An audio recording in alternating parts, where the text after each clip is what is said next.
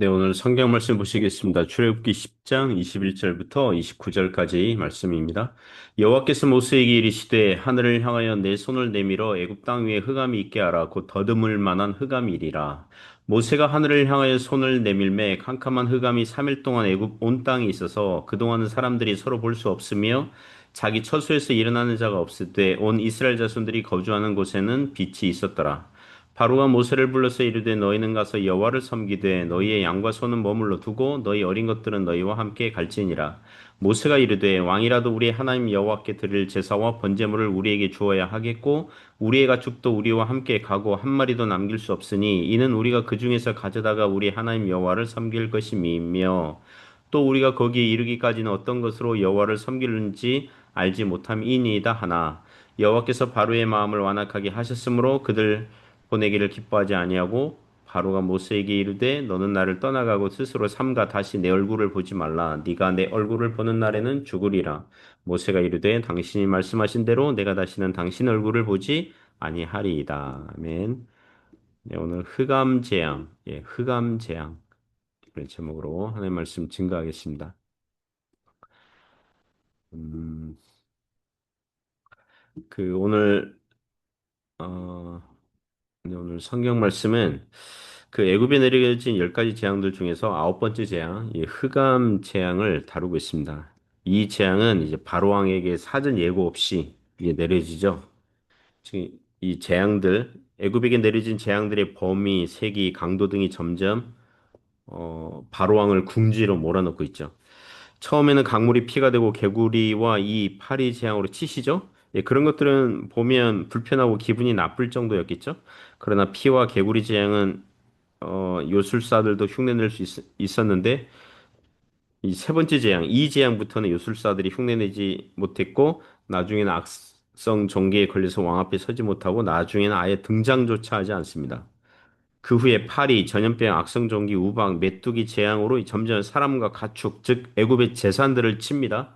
점점 애굽의 피해가 광범위하게 발생하고 나라가 회복 불가능 상태까지 가는 거죠.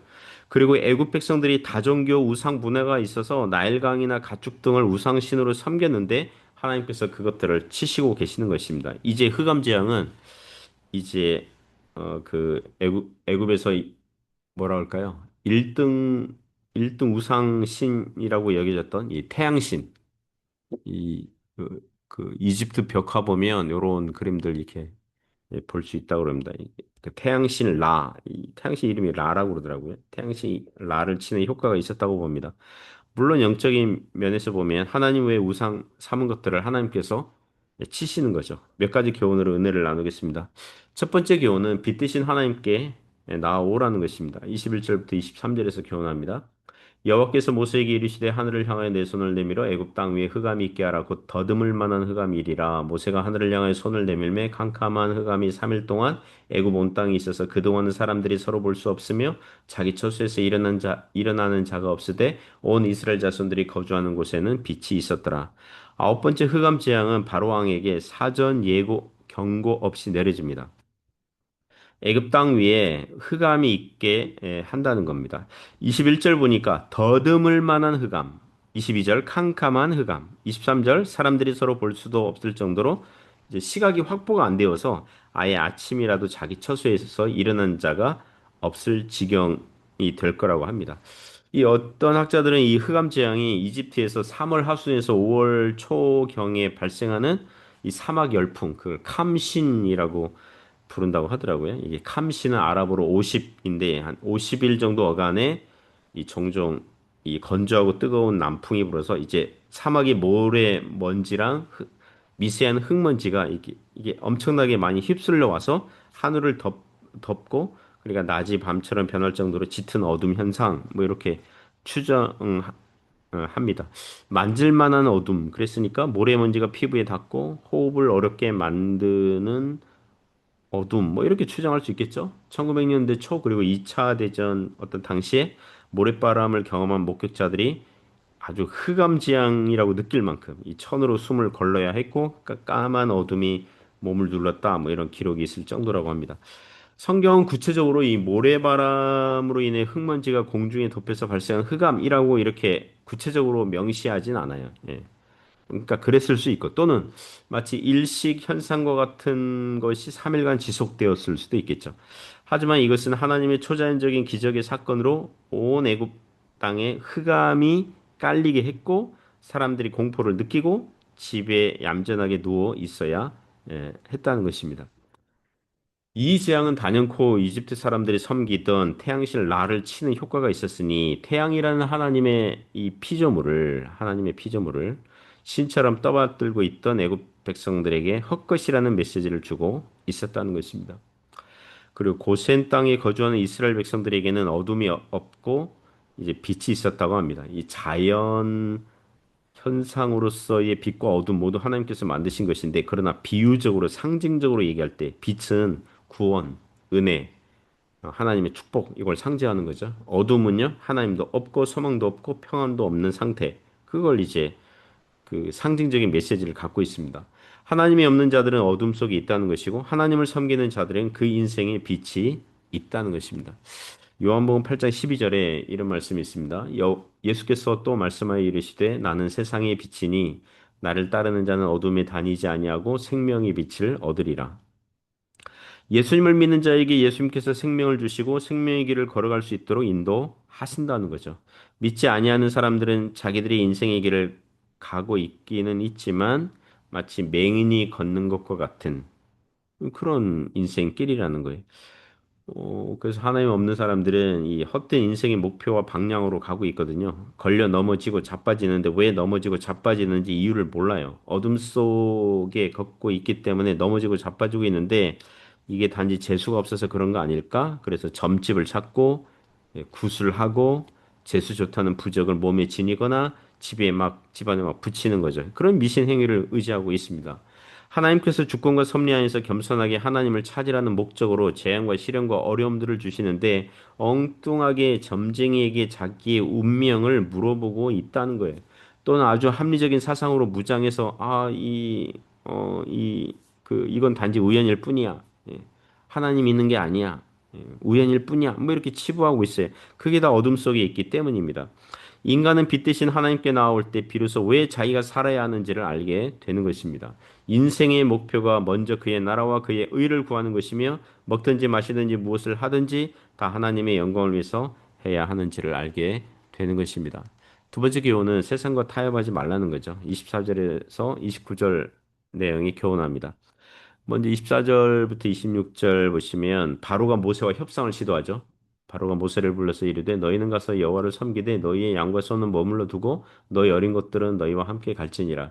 모세가 이르되 왕이라도 우리 하나님 여호와께 드릴 제사와 번제물을 우리에게 주어야 하겠고 우리의 가축도 우리와 함께 가고 한 마리도 남길 수 없으니 이는 우리가 그 중에서 가져다가 우리 하나님 여호와를 섬길 것임이며 또 우리가 거기 이르기까지는 어떤 것으로 여호와를 섬길는지 알지 못함이니이다 하나. 요약하면 가축은 애굽 땅에 남기고 사람들만 광야로 나가라는 거죠. 바로의 생각에 가축을 남겨두면 광야로 나간 사람들이 일단 결국 먹을 양식이 없을 거고 그럼 다시 애굽으로 돌아올 거야. 뭐 이렇게 계산을 했겠죠. 모세는 두 가지 이유를 들어서 거절합니다. 첫 번째는 가축으로 제물을 드려야 되는데 그죠? 가축이 없으면 어떻게 제물 드릴 수 있겠냐 이거죠. 하나님께 드릴 뭐 그 제사와 번제물이 필요한데 그럼 뭐 왕이 제공할 겁니까? 뭐 이런 25절에 이렇게 말씀하고요. 두 번째는 하나님께서 어떤 번제물로 어떤 가축으로 제사를 드리라고 아직 말씀하지 않으셨기 때문에 일단 가축들을 다 가져가야 됩니다. 이렇게 얘기하는 거죠. 제가 이 장면 보면서 모세가 애굽에 오기 전에 자기가 그 부르심 받았을 때 모세가 뭐라고 변명했습니까? 뭐라고 막 거절했습니까? 자기는 입이 둔해서 바로가 자기 말을 안 들을 거라고 지레짐작 염려했었잖아요. 자, 이때쯤 오니까 어떻습니까? 모세는 아론이 없어도 말 잘합니다. 담대함이 생겼고 믿음이 생겼고 지혜가 생겼습니다. 믿음이 좋아지면 세상 사람들의 어리석음을 더욱 잘 알게 되니 어떻게 말을 해야 될지 어떻게 살아야 될지 지혜롭게 되는 것입니다. 27절부터 29절 보시면 여호와께서 바로의 마음을 완악하게 하셨으므로 그들 보내기를 기뻐하지 아니하고 바로가 모세에게 이르되 너는 나를 떠나가고 스스로 삼가 다시 내 얼굴을 보지 말라 네가 내 얼굴을 보는 날에는 죽으리라. 모세가 이르되 당신이 말씀하신 대로 내가 다시는 당신의 얼굴을 보지 아니하리이다. 바로왕은 자신의 협상과 제안을 모세가 거절한 것을 보고 기분 나빠서 모세를 다시는 보지 않을 것이고 다시 보는 날에는 모세를 죽이겠다고 공갈포를 날립니다. 이에 모세는 정말이지 다시는 바로왕의 얼굴을 보지 않게 될 것이라고 담대하게 맞섰고 그 자리를 나옵니다.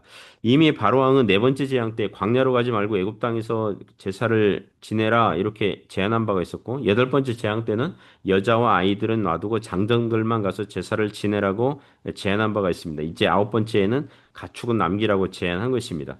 바로의 제안과 협상들을 보면서 이 오늘날에도 세상과 마귀와 육신은 끊임없이 신자들로 하여금 하나님께 헌신하고자 하는 삶, 주님을 따르는 제자의 삶을 살지 말라고 이 그 세상과 타협하면서 살라고 유혹하고 제안을 하는 것입니다. 1678년에 나온 존 버년의 천루역정이라는 책이 있습니다. 주인공 그 순례자, 크리스찬 순례자가 하늘 천국 생명의 길을 가는데 끊임없이 옆에서 예를 들면 세속 현자 뭐 이런 사람은 당신의 짐이 무거우니까 율법 마을로 가서 좀 더 쉽게 살아라 이렇게 제안을 하죠. 데마스라는 사람은 광산으로 불러서 은을 캐라고 부추기면서 세상의 부와 물질을 얻으면서 종교생활을 하라 이렇게 유혹을 하죠. 아첨꾼은 거짓 교훈으로 길을 잃어버리게 만들고 절망이라는 거인이 다스리는 의심성에 갇혀 있을 때는 이 스스로 절망한 나머지 스스로 죽는 게 낫지 않을까? 막 이렇게 막 유혹하고 부추기고 막 그렇게 하는 거예요. 그런 내용들이 있습니다. 그러니까 철로역정. 이 신앙의 길 가는 게 그만큼 유혹과 위협과 그런 것들을 이렇게 있는 거예요. 물론 신자가 뭐든지 극단적으로 신앙생활을 하라는 건 아니지만 세상과 마귀는 그리고 우리의 육신은 죄된 육신은 하나님을 믿고 섬기는 삶을 살아가지 못하도록 유혹하고 끊임없이 보기 좋은 떡을 주면서 꼬드기고 바른 길을 가지 못하도록 세상 즐거움과 쾌락 그리고 명예욕과 자랑거리에 자신을 함몰하도록 부추기고 있다는 것입니다. 이런 유혹과 세상의 협상에 빠져서는 안 되겠습니다. 그 복음성가 중에 이런 노래 있잖아요. 세상 사람 날 부러워 아니하여도 나도 역시 세상 사람 부럽지 않네. 하나님의 크신 은혜 생각할 때에 할렐루야 찬송이 저절로 나네. 여러분, 신앙의 삶은 세상 사람 부러워하지, 그러니까 세상 사람이 우리를 부러워하지 않아요. 그럼 뭐예요? 우리도 세상 사람 부럽지 않아요. 그게 십자가에 못 박는 것입니다. 우리를 십자가에 못 박는 거고, 우리도 세상을 십자가에 못 박아 버리는 거예요. 그런 삶이 있는 것입니다. 우리 이 신앙의 길을 잘 달려가시기를 주님의 이름으로 축복합니다.